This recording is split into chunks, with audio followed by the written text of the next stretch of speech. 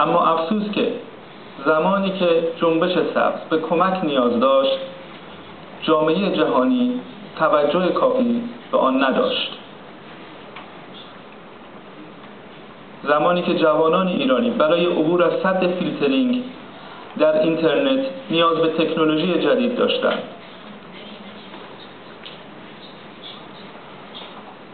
زمانی که رسانه‌های بزرگ جهان میبایست صدای عدالت‌خواهی جنبش سبز را به گوش جهانیان برسانند،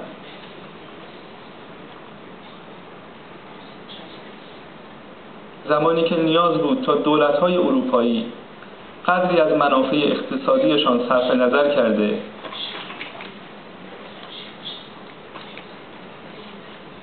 و حکومت ایران را برای رعایت حقوق بشر تحت فشار قرار دهد.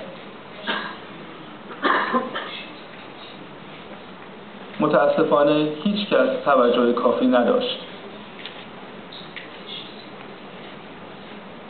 اما امروز هم با همین شرایط ایمان دارم که جنبش سبز مردم ایران با استقلال کامل زنده است.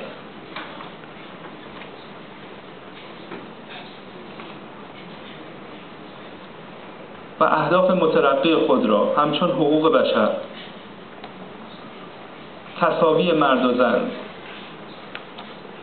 رعایت حقوق قومیت‌ها، اقلیت‌های دینی رعایت می‌کنند. من آرزویی دارم،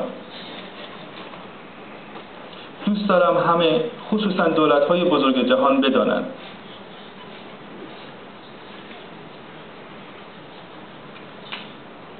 هیچ حکومت دیکتاتوری با نصیحت رفتار خود را تغییر نمی‌دهد.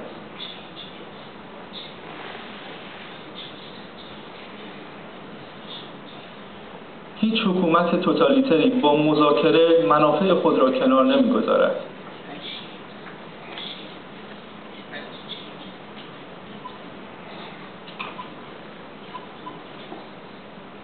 بنابراین برقراری دموکراسی و رعایت حقوق بشر در یک کشور تنها چیزی که نیاز دارد اعتقاد و جدیت جهانیان است.